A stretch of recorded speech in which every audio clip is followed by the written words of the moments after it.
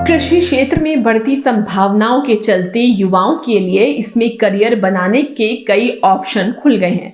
इन्हीं में से एक है मशरूम का उत्पादन। मशरूम की खेती के लिए बहुत ज्यादा जगह या खेत की जरूरत नहीं होती। एक छोटे से कमरे में भी मशरूम की खेती शुरू की जा सकती है।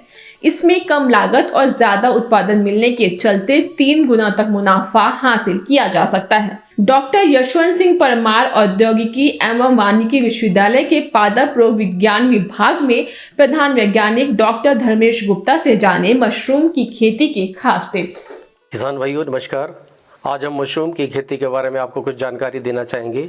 मशरूम, जैसा कि आपको पता है, मशरूम एक ऐसी फफूंद है जिसको हम खा सकते हैं। ये ज़मीन के ऊपर भी पाई जाती है और ज़मीन के नीचे भी पाई जा सकती है। तो अगर हम भारतवर्ष की बात करते हैं तो भारतवर्ष में मुख्य रूप से 4 प्रकार की मशरूम उगाई जाती है, जिसमें बटन मशरूम नंबर 1 मशरूम है। दूसरा हमारा मशरूम है ढिंगरी मशरूम, फिर पराली मशरूम आता है और मिल्की मशरूम आता है। जब भी मशरूम की खेती करती है तो हमें कई बातों का ध्यान रखना पड़ता है कि सबसे पहले तो ये होता है कि जो हमने कौन सा मशरूम लगाना है और साइट की सिलेक्शन कैसे करनी है। हमने साइट सिलेक्शन सबसे इम्पॉर्टेंट है। उसके बाद आता है हमारा इंफ्रास्ट्रक्चर कि हमारे पास किस किस तरह के संसाधन होने चाहिए मशरूम को उगाने के लिए।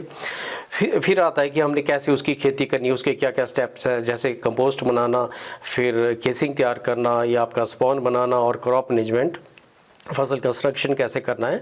तो ये सारे स्टेप्स आते हैं मशरूम की खेती में। तो सबसे पहले जब भी हम मशरूम की खेती स्टार्ट करते हैं तो हमारे पास अलग अलग तरह की फैसिलिटीज़ होनी चाहिए। सबसे पहले आता है आपका कंपोस्टिंग यार्ड। तो कंपोस्टिंग यार्ड वो स्थान होता है जहाँ पे हम खाद बनाते हैं। तो इसकी जो लंबाई चौड़ाई है ये आपके अलग अलग चीज़ों पे डिपेंड करती है कि कितनी आपने खाद बनानी है। तो इसकी लंबाई चौड़ाई आपकी 80 बाई 60 फुट भी हो सकती है, 60 बाई 40 फुट भी हो सकती है, और इसको आप बढ़ा और घटा भी सकते हैं। फिर आता है आपके जो मशरूम के जो कक्ष होते हैं उसकी भी अलग अलग तरह की लंबाई होती है। जैसे हम जो कमरा है, मान लीजिए अगर आप 35 बाई 13 फुट का कमरा बनाते हैं तो इसमें हमारी कम से कम जो है 20 टन के करीब खाद इसमें हमारी अकोमोडेट हो जाती है। और अगर हम 10 बाई 12 फुट का अगर कमरा बनाते हैं तो इसमें हमारे 400 बैग के करीब हमारे इसमें मशरूम के लग जाते हैं। तो ये भी हमारे ऊपर डिपेंड करता है कि हमने किस साइज़ का कमरा बनाना है। फिर उसके बाद आता है कि हमने किस साइज़ के जो है अपने ये जो खाद बनाने के लिए जो पाश्चरीकरण कक्ष होते हैं, पाश्चराइजेशन रूम्स होते हैं या इसको टनल्स भी बोलते हैं, वो भी होनी चाहिए हमारे पास। तो ये भी डिपेंड करता है कि हमने कितनी खाद बनानी है। तो अगर आपने 5 टन खाद बनानी है तो हमारे टनल का साइज़ रहता है 10 बाई 10 बाई 10 फुट। अगर आपने 10 टन खाद बनानी है तो इसका साइज़ रहता है 20 बाई 10 बाई 10 फुट। और अगर आपने कम से कम कोई 25 टन खाद बनानी है तो इसका साइज़ रहेगा 45 बाई 13 बाई 10 फुट। तो जितनी भी हमने खाद बनानी है उसके मुताबिक हम अपने जो पाश्चराइजेशन टनल्स हैं उसका साइज़ निर्धारित कर सकते हैं। और उसके बाद आते हैं हमारे जो फसल कक्ष होते हैं। तो फसल कक्ष भी डिपेंड करते हैं कि कितने आपने कितना बड़ा रूम बनाना है, उसके मुताबिक आप फसल कक्ष की भी संरचना कर सकते हैं। और जो फसल कक्ष का निर्माण होता है वैसे तो हम ईंटों का कमरा बनाते हैं और उसमें फैब्रिकेशन करते हैं थर्मोकोल की शीट से। लेकिन अगर आजकल नया ट्रेंड चला है, पफ पैनल्स का रिवाज आजकल चला है, तो पफ पैनल्स वाले रूम भी आप इसमें बना सकते हैं। और इसमें लगभग मुझे लग रहा है कि 200 रुपये स्क्वायर फुट के करीब खर्च आता है पॉप पैनल्स के रूम बनाना। लेकिन ये बनाने बहुत आसान होते हैं। सिंपली आपने जो कंपनी वाले होते हैं उनको ऑर्डर देना है और आप वो आपके घर पहुंच के 1 या 2-3 दिनों में आपके कमरे तैयार कर देते हैं। इसके अलावा जो है हमारी फिर स्पॉन लैब होती है। अगर कोई किसान भाई स्पॉन लैब बनाना चाहता है तो स्पॉन लैब भी आप एस्टेब्लिश कर सकते हैं। तो स्पॉन के लिए भी हमारी अलग अलग सामग्री भी चाहिए होती है और थोड़ी मशीनरी भी चाहिए होती है। जैसे स्पॉन के लिए हमारे को गेहूं की बहुत ज़रूरत होती है, आपका जो कैल्शियम कार्बोनेट होता है, कैल्शियम सल्फेट होता है जिसको चूना और जिप्सम कहते हैं, उसकी ज़रूरत पड़ती है। इसके अलावा हमारे को उबालने के लिए पतीलों की ज़रूरत पड़ती है और ऑटोक्लेव बहुत ज़रूरी है। इसमें स्पॉन बनाने के लिए ऑटोक्लेव की ज़रूरत पड़ती है, लैमिनार एयर फ्लो की ज़रूरत पड़ती है। तो इस तरह हमारे को थोड़ी सी मशीनरी की भी इसमें ज़रूरत पड़ती है। फिर जब हम स्पॉन बनाते हैं तो हमारे को इनक्यूबेशन रूम्स होते हैं जहाँ हमने स्पॉन बना के रखना, उसकी ज़रूरत पड़ती है।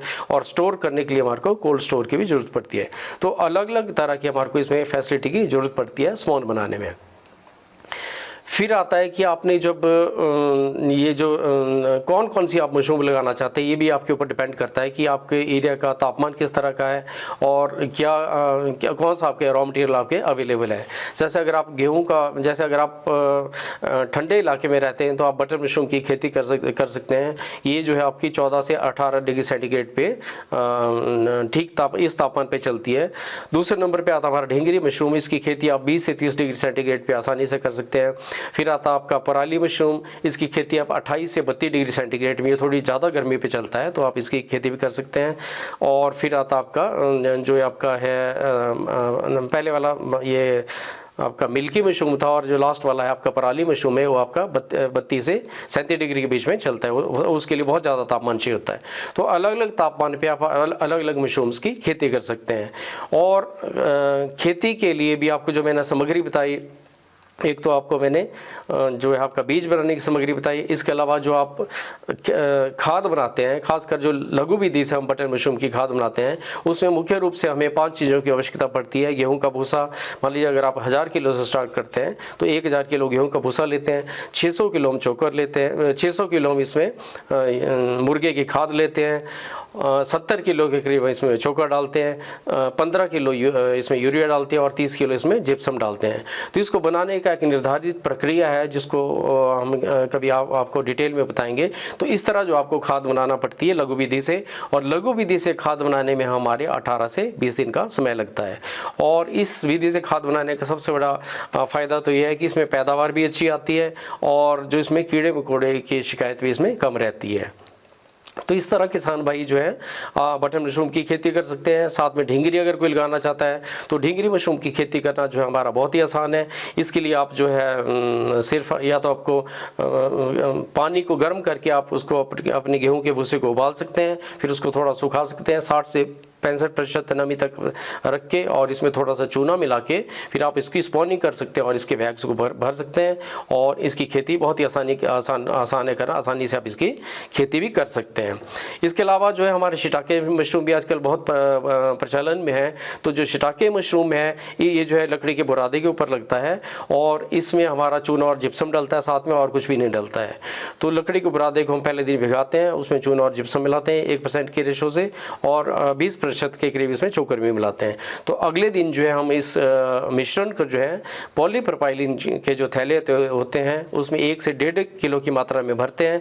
फिर उसको हम रिंग लगा के, कॉटन लगा के स्टरलाइजेशन करते हैं बैग्स की 22 पाउंड प्रेशर पे 2 घंटे के लिए। और फिर ठंडा होने के बाद इसमें 2 से 5% के हिसाब से इसमें हम स्पॉनिंग करते हैं, शिटाके का स्पॉन। बस फिर उसके बाद इसको बीज फैलने के लिए रख देते हैं। फिर इसमें 35 से 40 दिन के बाद इसमें क्रॉप आना स्टार्ट हो जाती है। तो इस तरह अलग अलग मशरूमों की आप अलग अलग विधि से खेती कर सकते हैं।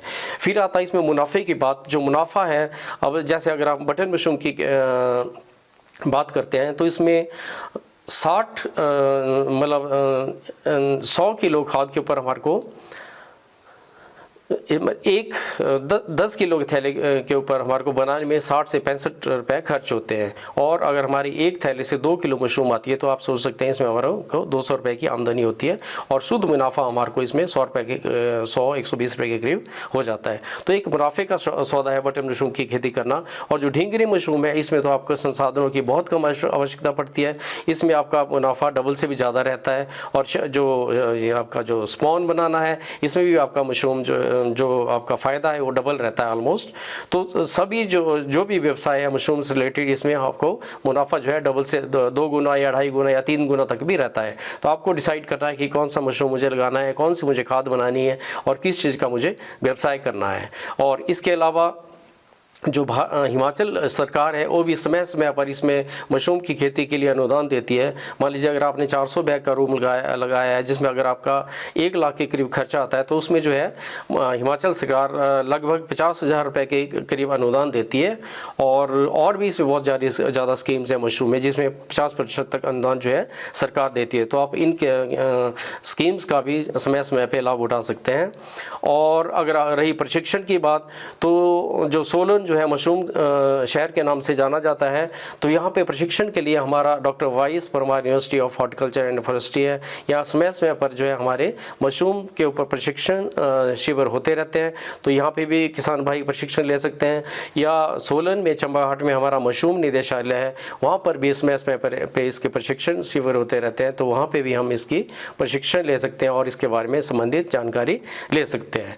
इसके अलावा भी अगर आपके कोई प्रश्न है तो आप हमारे पादप रोग विभाग में फ़ोन नंबर 252140 पे संपर्क कर सकते हैं और हमारे से पर्सनली भी कांटेक्ट कर सकते हैं। धन्यवाद। अगर ये वीडियो आपको पसंद आया है तो इसे लाइक जरूर करें। अगर चैनल अभी तक सब्सक्राइब नहीं किया है तो कर लें और नोटिफिकेशन पाने के लिए बेल आइकन भी दबा दें।